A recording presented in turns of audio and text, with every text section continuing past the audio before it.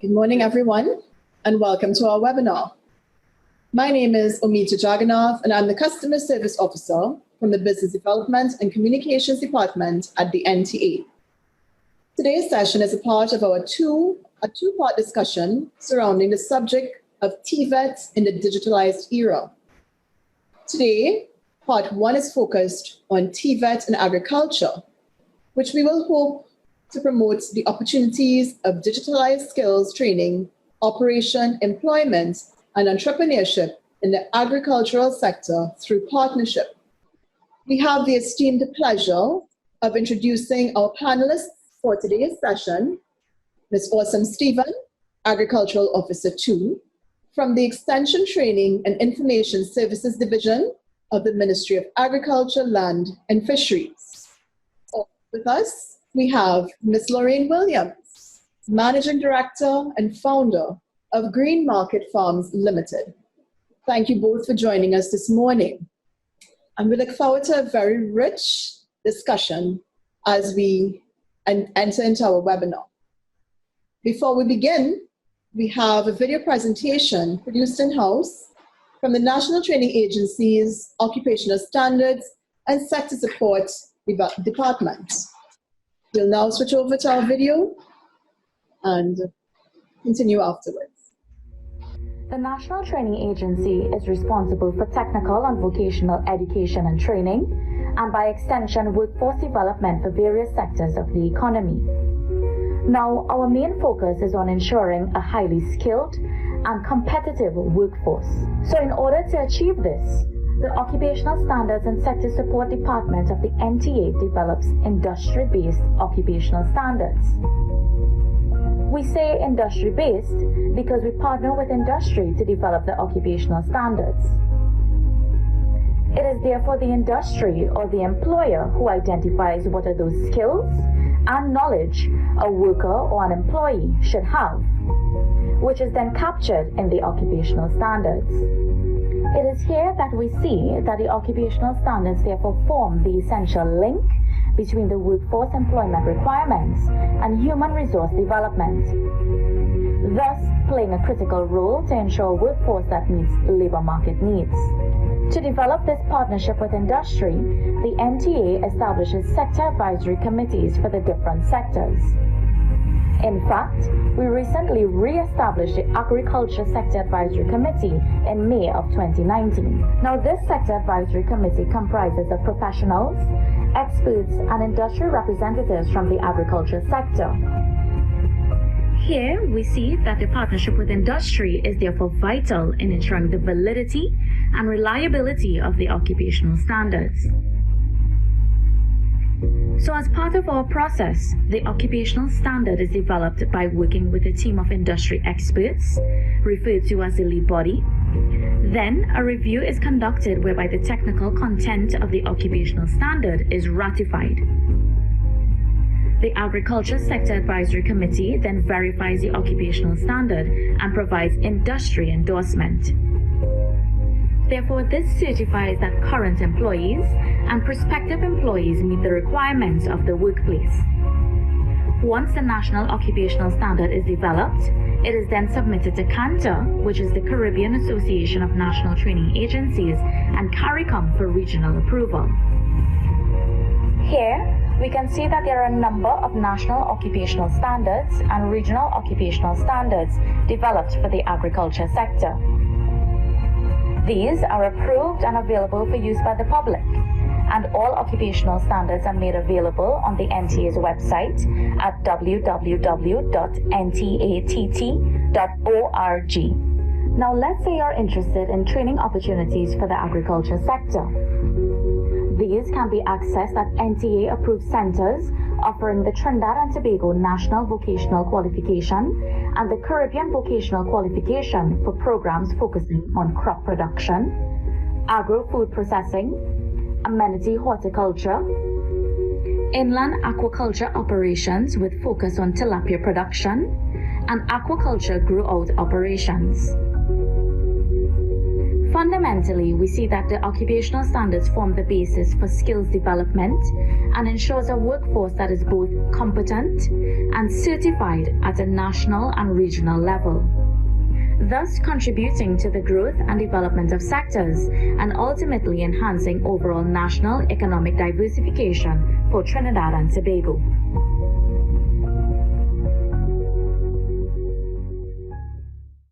Thank you very much. Thank you so much for the Occupational Standards and Sector Support Department for their invaluable contribution to this morning's discussion. I'm sure that valuable insight was gained on the NTA's involvement in the sector through the Occupational Standards and Sector Support. We will now discuss with one of our presenters who has a presentation for us to share today. We will be starting with Ms. Usam Williams. 1 second. All right, we'll be starting with Ms. Usam Stephen, Agricultural Officer, Extension Training and Information Services Division, who I believe has a presentation, and she's going to be sharing her screen with us shortly. Good morning, Ms. Stephen. Good morning. So, once again, I'll hand you over to her.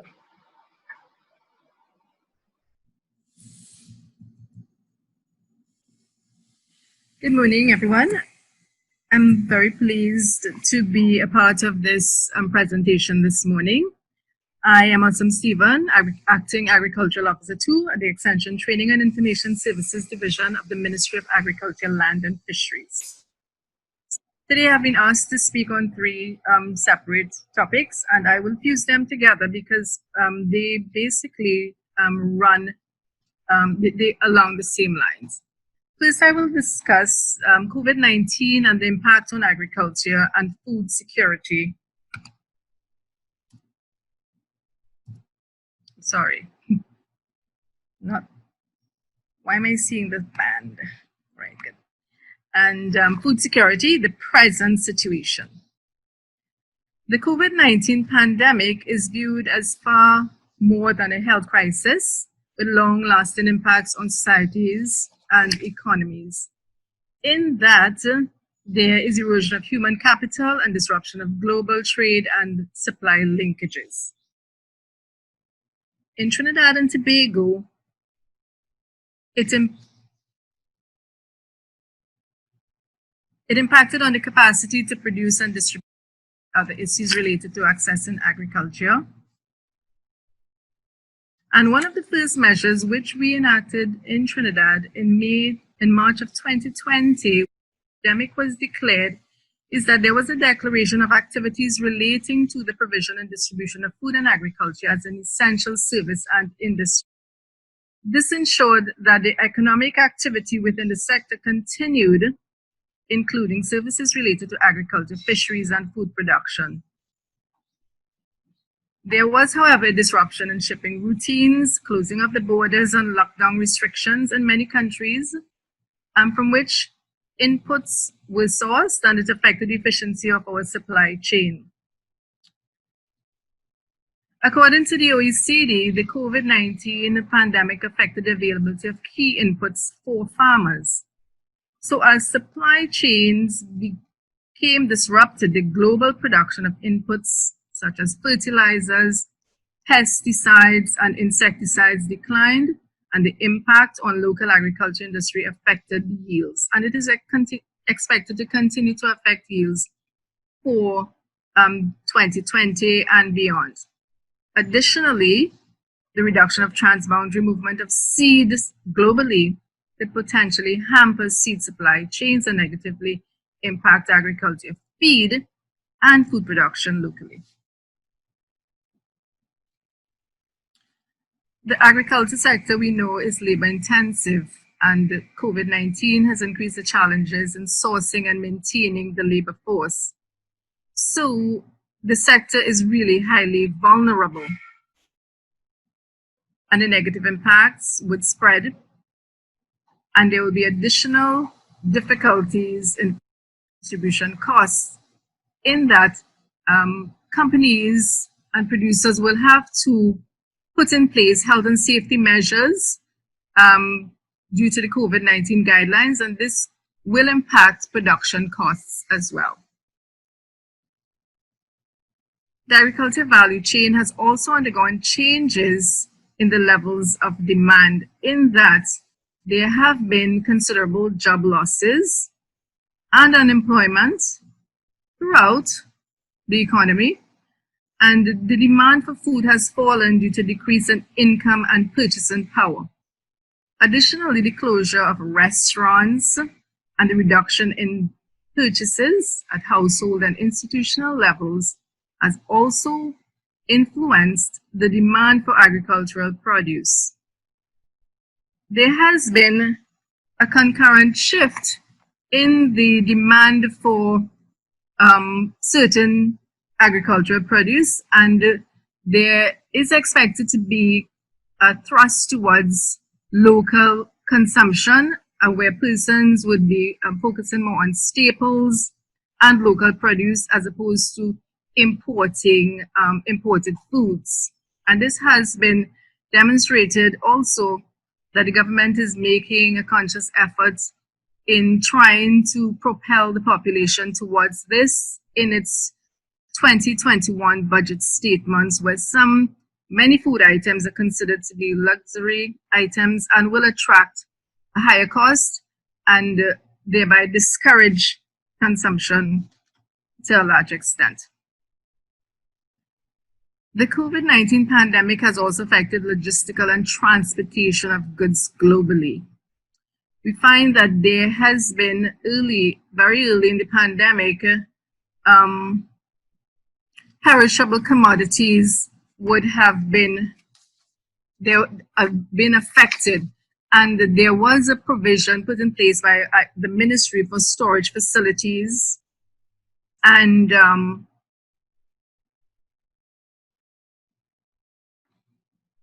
charged to the usual marketing channels have to be implemented to avoid wastage in the sector.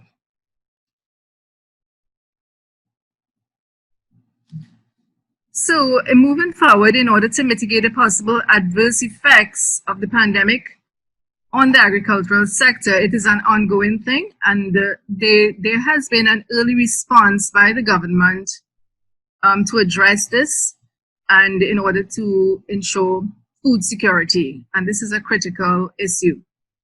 So we would have seen that in the budget statement there was effort of launching agricultural stimulus packages, which is geared towards a rapid expansion in production and marketing of local produce, and we expect that we will be launching these initiatives in the near future.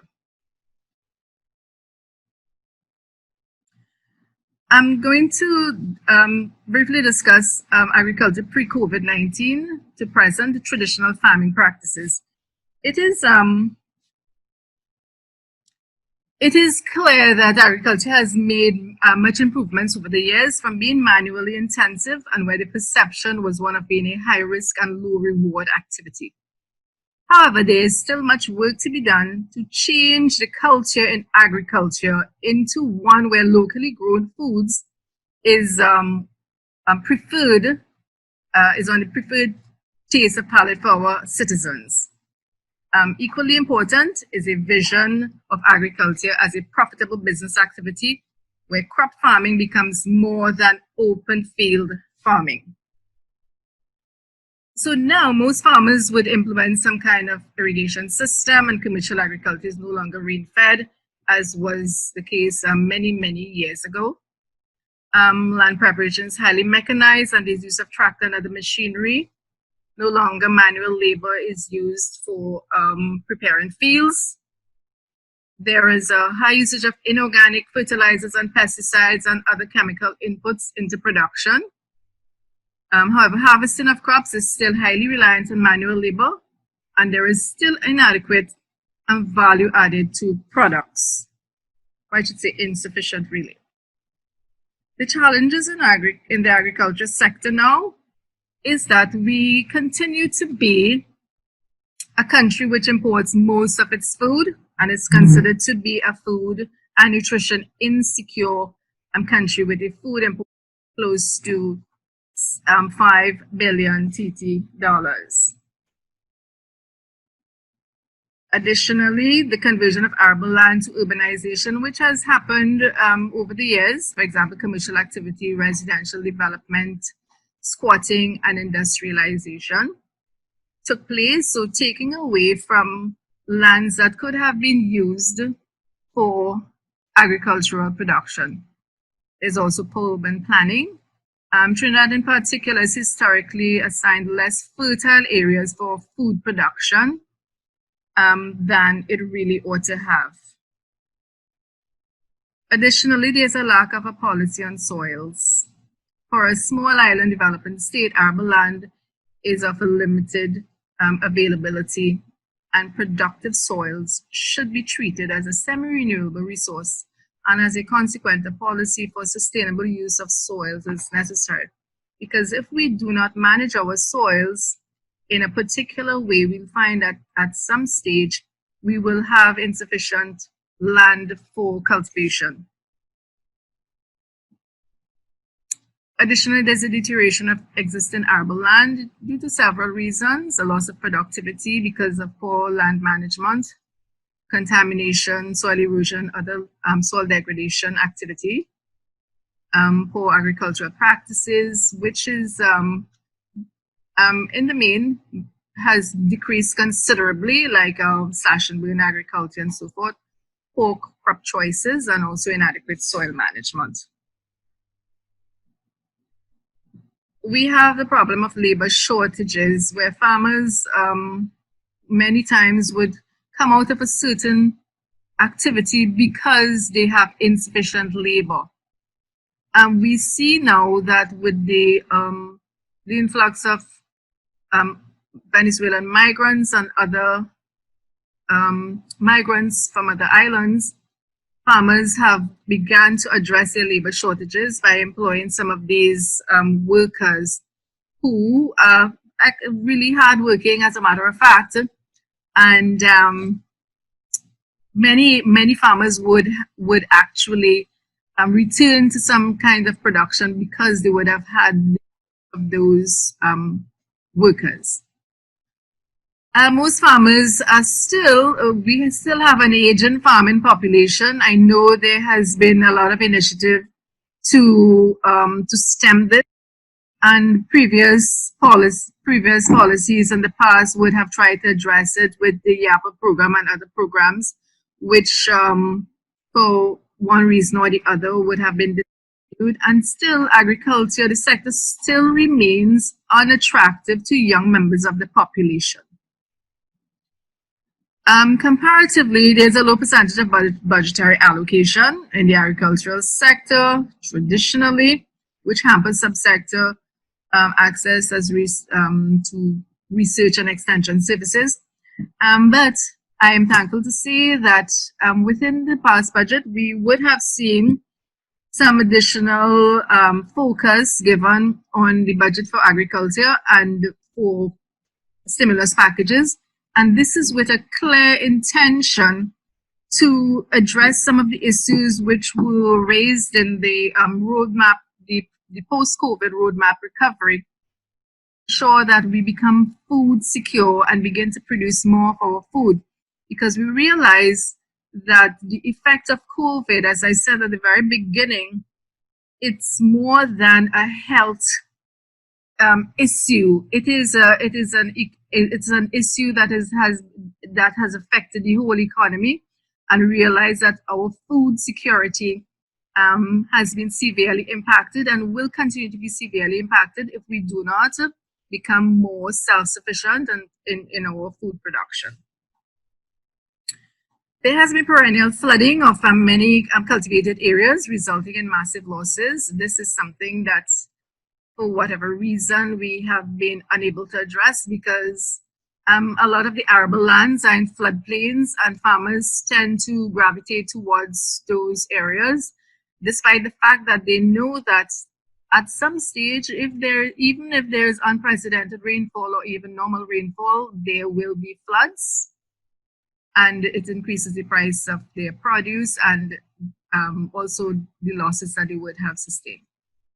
Squatting and land tenure issues continue to be a serious problem, and it affects serious committed agricultural production where persons who have insecure tenure will not be minded to invest in production as others who would have a more secure tenure. And I know that the Minister of Agriculture, that is one of his main issues that he wants sorted out. And I hope that it really is given the attention that it necessitates at this time. But thank you for your attention, and I open to questions at the end if I can assist.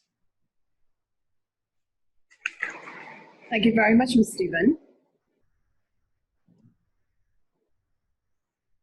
As we continue our presentation today, we now invite Ms. Williams to talk to us a little bit, and I believe she had some photos to share with us as well.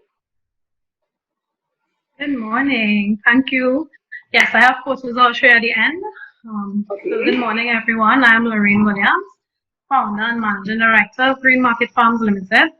First, let me say it's a pleasure to be a part of the discussion regarding technology in agriculture, as we're now seeing much of the needed attention being directed to agriculture and realizing how significant the industry has changed due to technology.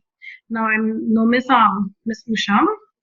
She mentioned a lot of challenges with agriculture, and I am living proof. I mean, one of the things being is not attractive to young people. I would like to consider myself a young person, right? And so, I mean, after this presentation, you'll see that it is changing slowly, maybe not as fast as we like it, but the is definitely starting, right? So, a bit about Green Market Farms is that we are a three-part business, agribusiness. It's an online and delivery-based hydroponics farm and market, a cold press juice bar, and a polycystic ovarian syndrome management center. So I'll only focus on the two relevant parts, right? Not the PCOS center. So that said, the entire business is substantially fueled by technology as it's online, and it's also hydroponics based. Okay? The first part is hydroponics. The second part is that it's an online platform. So basically, all our sales are driven from our website and our social media platforms. The hydroponic technology, firstly, has changed the way agriculture is being done at Green Market Farms.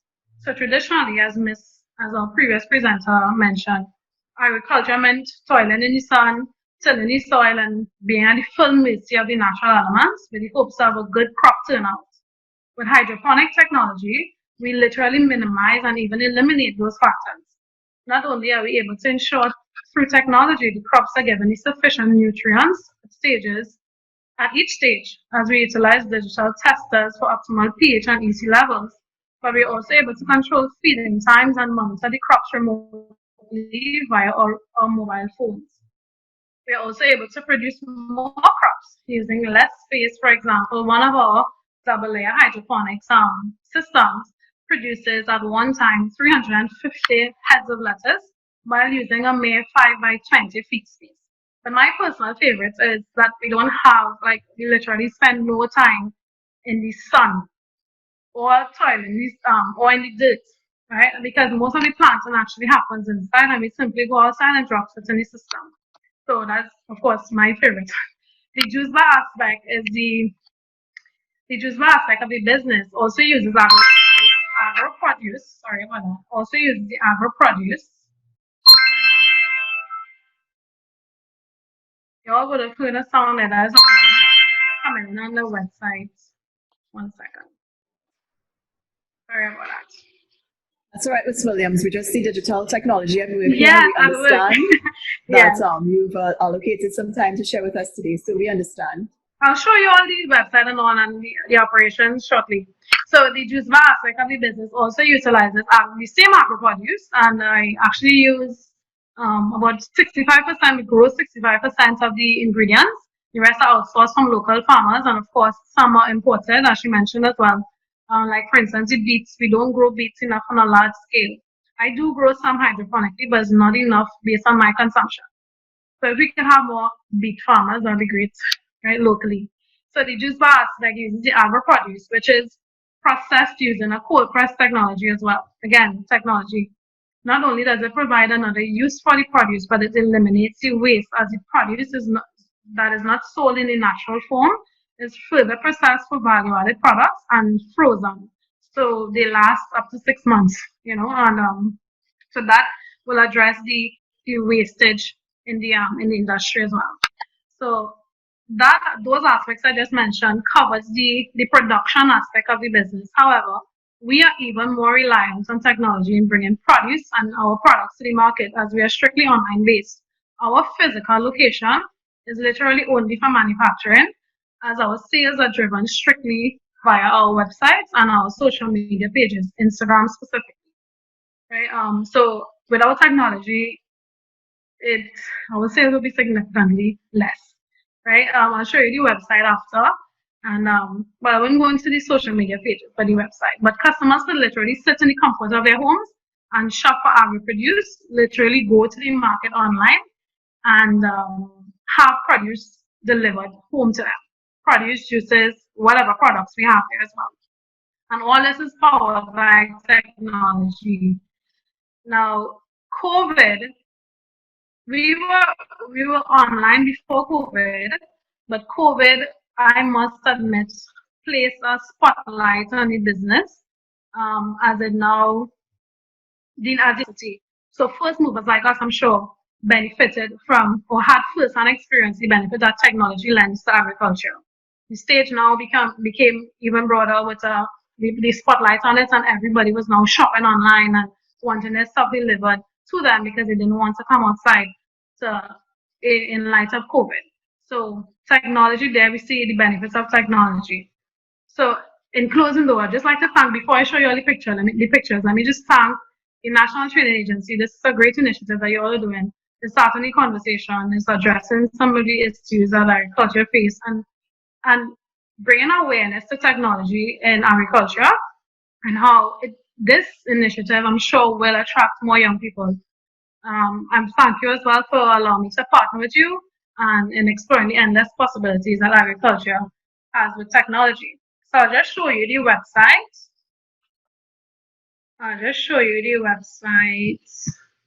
How we use technology. We just heard the order came in there. That was on my phone. Right. So let me just show you.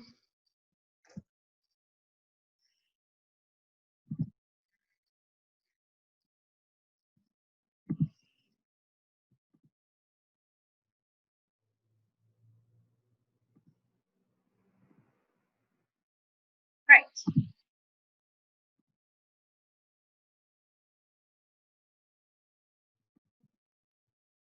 This. Oh. Y'all can see my screen, right?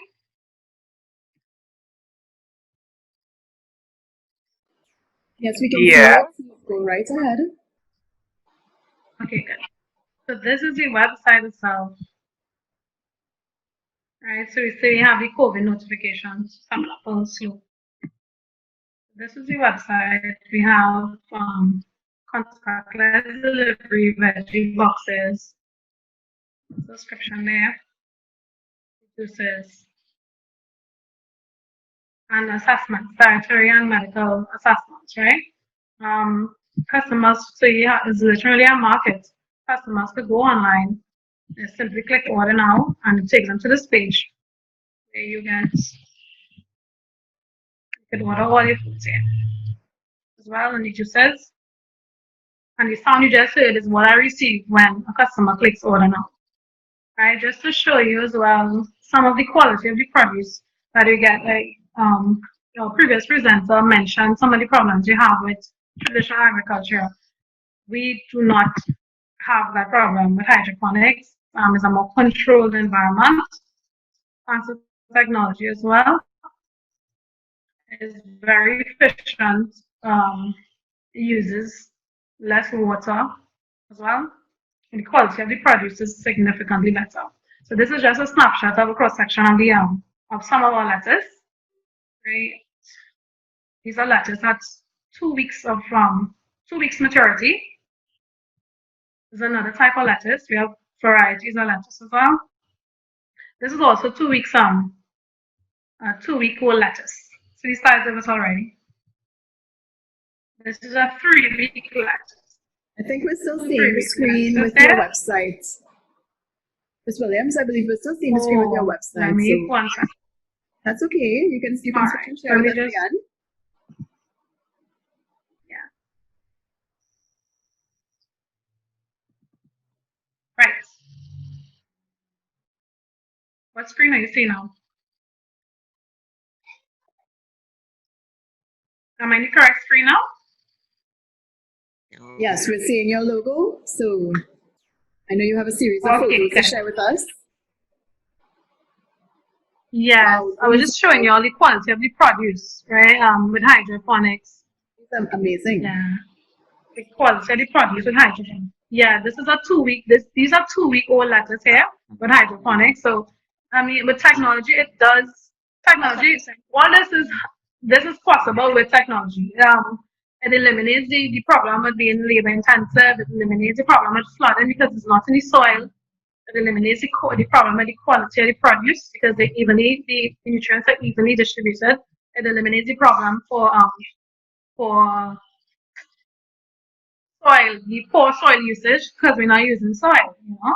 So these are just some of these are another type of lettuce here. Again, 2 weeks old, 3 weeks old. These are some pacture, 2 weeks old. You see the quality of it, and there's actually no chemical pesticide as well. So, I mean, technology has been good to agriculture. And this is, I mentioned the juice bar part of the business. So there's also less wastage because we're able to use the produce that are not sold in the markets, in traditional markets, or to persons just desirous of the prime products like these and preserve them. So we have literally no wastage. So this is just one of our graphics for our contactless delivery, showing how we use technology as well. Infographics, so you can go to the website or and have it delivered to you. All this is powered by technology as well. Yeah. So then, thank you very much for allowing me to share and participate. Thank you very much, Ms. Williams. I find that very insightful. And from the presentations of both yourself and Ms. Stephen, you've kind of covered some of the topics we want to talk about today. Ms. Stephen, we'd like for you to share your video with us as we get into the little conversation that we wanted to plan around today's activity. What I wanted to ask first and foremost, though, Ms. Williams, as I have you up, how did you get involved in agriculture, in the agricultural sector? My mom was a farmer as well, but she did traditional farming. I liked the idea of growing my own food, but I detested digging in the dirt. Right? So I always wanted to do it, but I always thought that there was some other way that I could do agriculture and not dig in the dirt. And the technology.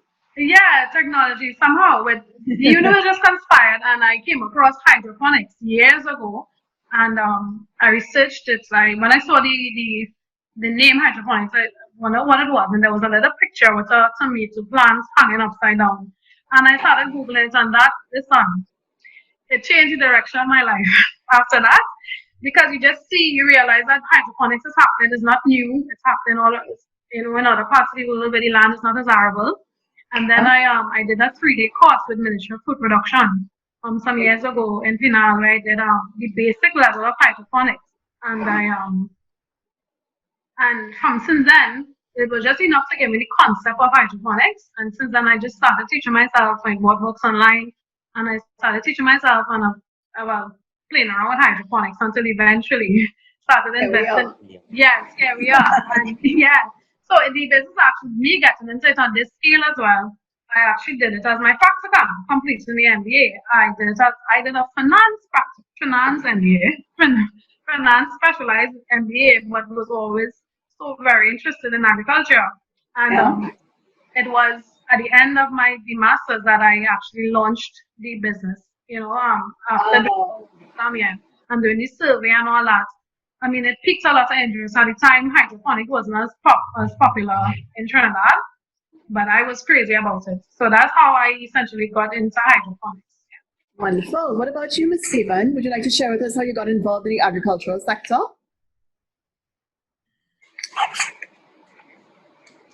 What it's worth, if I am involved in the agricultural sector, it is as and not as a practitioner, because I do not practice agriculture. I teach.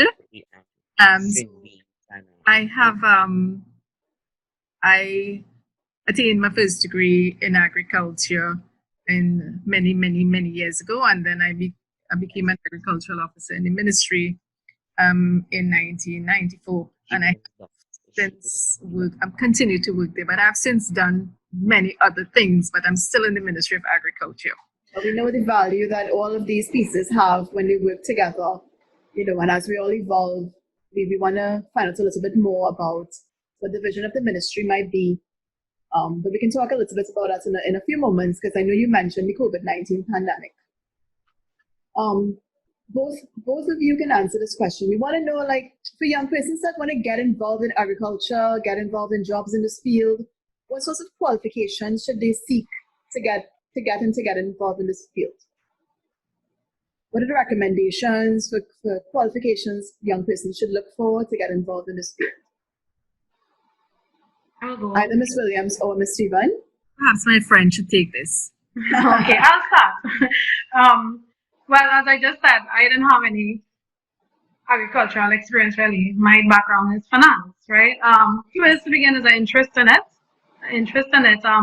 There are some courses that you can do, like for instance the hydroponic courses, aquaculture courses, just to understand the concept behind it.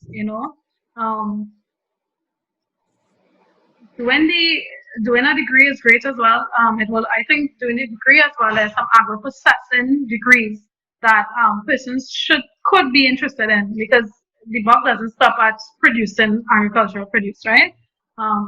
So I think agro-processing, if you want to do it on a bigger scale or commercial scale as well, and just get into just do hydroponic courses, just do agri courses. There are lots of courses at the ministry, as Ms. Usha, but I forget your last name again. Sorry, Ms. Usha, but probably Awesome elaborate Stephen. on. Awesome Stephen. Stephen, right? Well, awesome, I probably couldn't elaborate at this stage, because I beg to differ from my friend. I do not really think that a degree in agriculture will position persons to be good farmers. It is a culture kind of thing, and persons who many surveys done who would have done a degree in agriculture are generally not actual practitioners. You find that persons, agriculture, you must really have a desire to become a farmer, to produce. You want to do it, just like my friend, her background is finance, but she had a burning desire to produce food and involved in it. So we at the Extension Training and Information Services Division, we are a great place to start.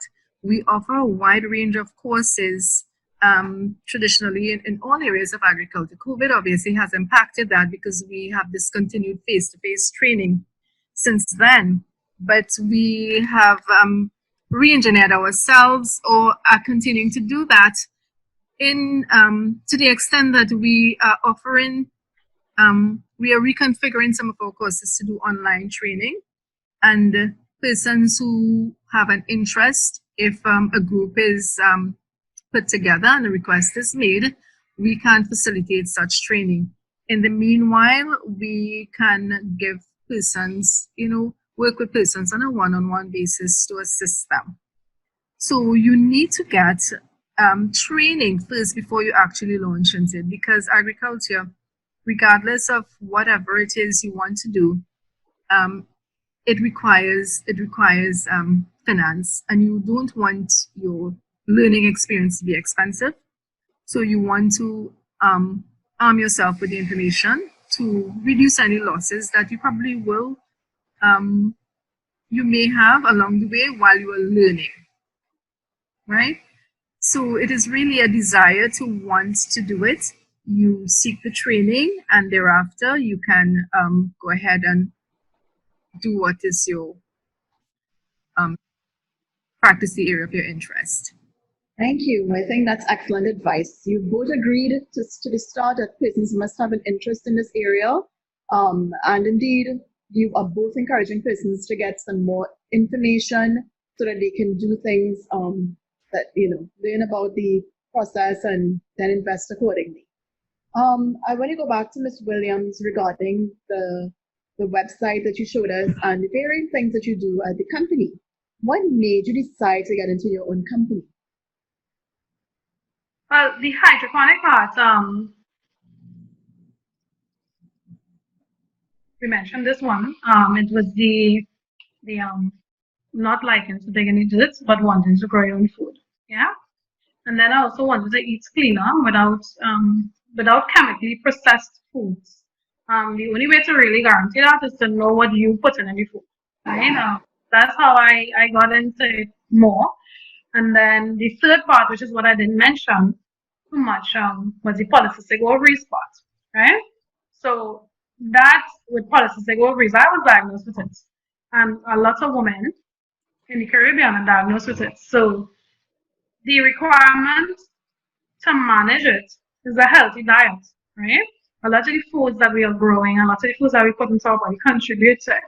So that reinforced my desire to keep growing more a variety of foods. That's really how I got into hydroponics, well, into agriculture. Thank you. And Ms. Stephen, I know you did a lovely presentation, a very comprehensive presentation that included some input about COVID-19 and the current pandemic. Can you summarize for us how the ministry itself has been affected? I heard you mention just now that your training courses are now moving online. Is there anything else you wanted to share with us regarding how COVID-19 has affected the ministry? And then we'll come back to Ms. Williams and ask similarly. Well, apart from that, the visits to farmers I know would have been severely affected as well. But our service has not discontinued at all with respect to that.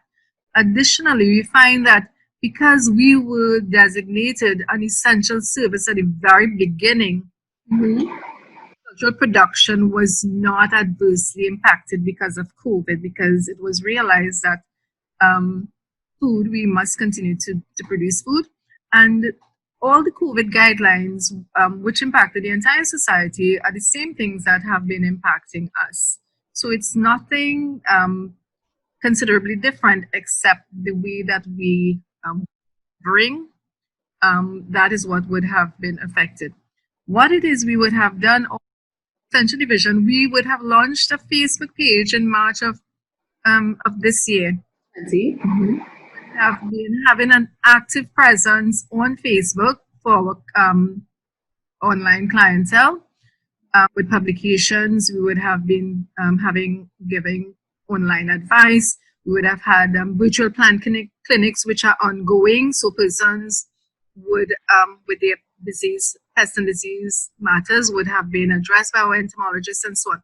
So we have continued to do what we can in the circumstances. Yes, a lot more can be done, but we have been having an active presence on social media and trying to work with the present situation that we are faced with. So what about you, Ms. Williams? How has your business changed because of COVID-19? If in any way at all. COVID, you hear me now? Yes, I am. COVID actually had a positive effect on my business. Because of the need for social distancing and persons needing to shop online and not be in contact with anyone. The platform was already there before COVID started. So it just put the spotlight on the business and accelerated the growth of it. Wonderful. So, and before we actually move on, I want to think that I want to actually hazard a venture to say that COVID really has really shaken us up at the Ministry of Agriculture. It showed us that this is a disaster that we are being faced with. And with respect to putting systems in place for simply disaster risk management, we realize that we really must strengthen our domestic agricultural production. And with that in mind, I expect that we will be focused in the ministry in achieving this. So it has been positive with respect to that. It is supposed to bring about a mindset change in agricultural practitioners and technocrats alike, so that at the end of it we will achieve greater food security, something that we have been talking about for decades. Even when I entered the ministry, when I studied agriculture as a student, I was propelled to study agriculture because there was supposed to be that change. And for the years, we have not really seen this grow over time. And I believe that COVID ought to really propel us in this direction faster than we were supposed to, or at least. So that's your overall outlook on how the sector has changed. You're hoping that COVID has encouraged this sort of transition that you were hoping for some time ago. I totally agree with her as well. I'm not trying to sound cynical. I'm just being very realistic, and this is exactly what we need at this time to be able to transform the sector. All right. Well, we have a couple of questions that came in, and I will now go into the chat to see what the interest has been. We have a question here coming in to, well, I guess either of you. What are some of the new practices that farmers are pursuing as a result of COVID-19?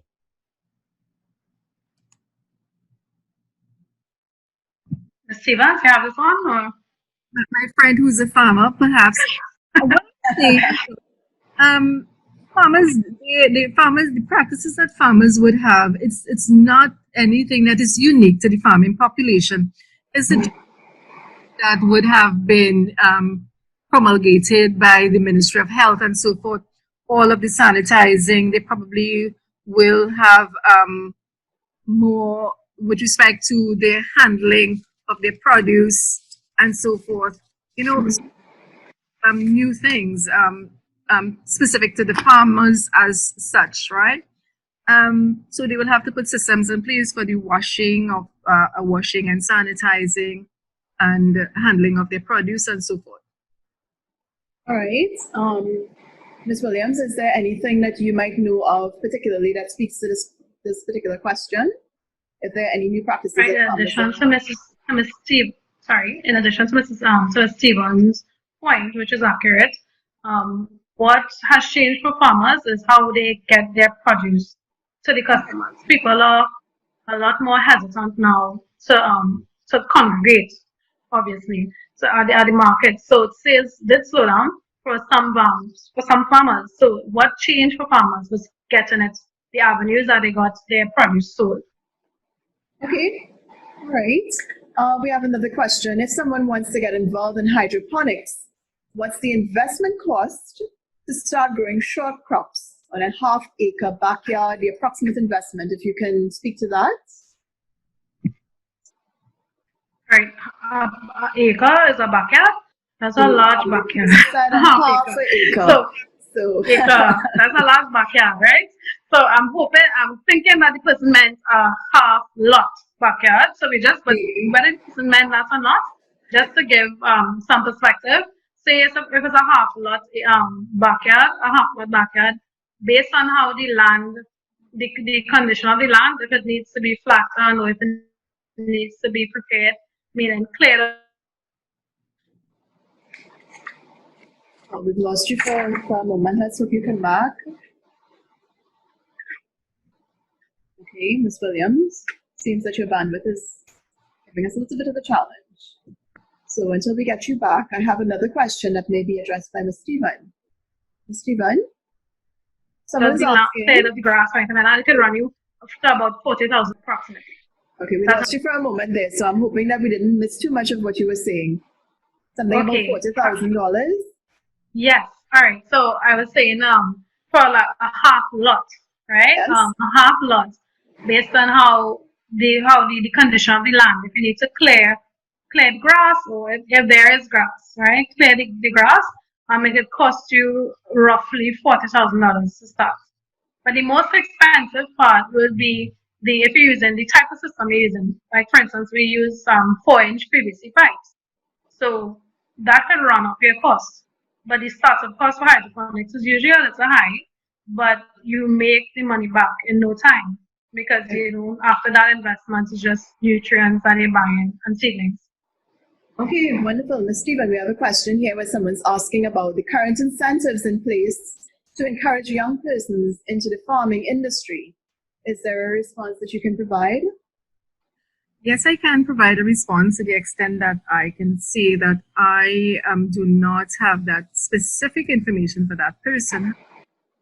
They can contact the county agricultural office, and I'm certain that they will be provided with the information. And it's not simply for young persons as such, but for any persons who wanting to get into agriculture. I know the ministry has several incentive initiatives that they can avail themselves to, but of course there are conditionalities. So for a comprehensive answer on that, the person can contact the agricultural office, the county agricultural office, and they will be provided all the necessary information. County agricultural officers. Okay. We have another question here. How can markets be guaranteed for the sale of the produce? Is that something that you can have control over in this case? Is there something that is in place that can assist persons who want to bring crops to markets? How can markets be guaranteed for the sale of produce? Ms. Stevens, Ms. Stevens, look for me. Either of you, I guess. Perhaps you can. Well, I could probably. I just have a suggestion. A guaranteed market obviously has to be, you have to source a guaranteed market in advance of production in any event. So one does not enter into production and thereafter look for a market, right? So you produce based on a market that is guaranteed and it has to be sourced. And I know that we have NAMDEFCO who assist producers with their marketing. So I suggest that NAMDEFCO is contacted and to get further information on marketing.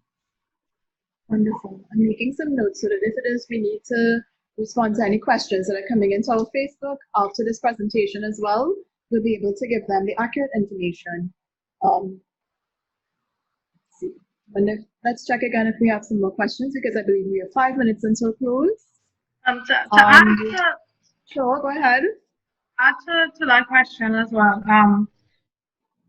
Going to NAMDEFCO is one part of it, but as Ms. Stevens also said, going to marketing in advance is what helps. That's how you could more or less guarantee a market. So it's not just going to the traditional marketplaces to sell it, but there are vendors, there are gyromen, buildermen, there are different vendors that you could market your produce to. And you can engage in contracts. Correct. This is about how you market your produce, right? And as you rightfully said, it's not to produce, just go producing widely, and there's not a real need for it, because what happens, you flood the market, right? So sometimes we have that with lettuce. Everybody produces lettuce at the same time, and of course that will drive the prices down, right? So it is basically how you market your product. You could guarantee a sale for it. And there's the other part of it in creating value-added products. So you guarantee your own market, right? For instance, like what I do with juices. So what doesn't sell, you also make it into juice. Exactly. Okay. So you make sure and minimize your wastage. And we are very fortunate today that many of our viewers are involved in the agricultural industry. We have someone from NAMDEFCO who actually provided us with a phone number that I'm going to call out for you. Ms. Charlene Roberts of NAMDEFCO has indicated that the NAMDEFCO Farmers Market Unit can be contacted at 679-8412, and the Northern Wholesale Markets can be contacted at 645-9073. For those of you that have access to the chat, the information is there. She's also added in another number for us. NAMDEVCO also promotes the development of value-added production, the Piarco Packing House at 669-7092. So for those of us who would like to get this information, you can also contact NAMDEVCO directly. For those persons that are watching us on Facebook, feel free to insert your questions on the chat. And for those questions that we don't get to today, our colleagues and I will address them in due course. Ms. Stephen, was there something you wanted to add specifically about the question that was asked regarding marketing? It was answered. I'm fine, thanks. I'm happy. Right, so I'm just going to take two more questions that I see here.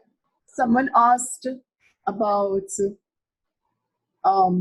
if targeting youths and the biggest issue is starting capital, how can we address this? So I'm assuming they're asking about funding. Is there anything in place, Ms. Stephen, that young persons can tap into regarding funding? I can't speak to that specifically at this time. Because there would have been several initiatives with respect to youth in agriculture and to various levels of success. But I'm not certain that there is any policy in place specifically for youth in agriculture at this time. I stand to be corrected, but I'm not certain that there is. Okay. All right. So I think that we will now be heading to a close. We've had a very rich discussion this morning, a lot of valuable insight, and we want to thank you so much, Ms. Williams and Ms. Stephen. Thank you so much for taking the time to share your knowledge and your invaluable contribution this morning. And we want to hope that a lot of persons get involved and get incentive, get interested into getting involved in technology in agriculture. Ladies and gentlemen, unfortunately, this brings us to the end of today's discussion. And we appreciated all of the contributions we had this morning. Ms. Williams and Ms. Stephen, it was an honor to be able to take you through the discussion. And I'm sure that your words will resonate and inspire many persons to, consider this sector because they're now more involved, they're more informed about the factors involved. Ms. Jagannath. Yes. Let me just stick in here quickly as I say one person to be involved in the sector. Yeah. There will be soon more employment opportunities at green market farms. So that's a good opportunity for persons to get into the field, get their feet wet, So wonderful. Would you like to remind us of what your social media pages are so persons can check you there? Green Market Farms. That's just the name. Green Market Farms, both wonderful. Facebook and Instagram. Wonderful, wonderful. So once again, we thank you guys for your contributions today. Ladies and gentlemen, this was only part one, so please stay tuned to the NTA social media platforms, and we'll let you know when part two will be hosted. We will be airing this session again on YouTube, but you can always replay it on Facebook. And we continue the topic next time of TVET in the digital era, focused on NTA services and the new normal. Stay tuned. Please remember to continue to stay safe, wear your masks, and adhere to the current social restrictions as we continue to slow the spread of COVID-19. Take care, everybody, and God bless. Take care.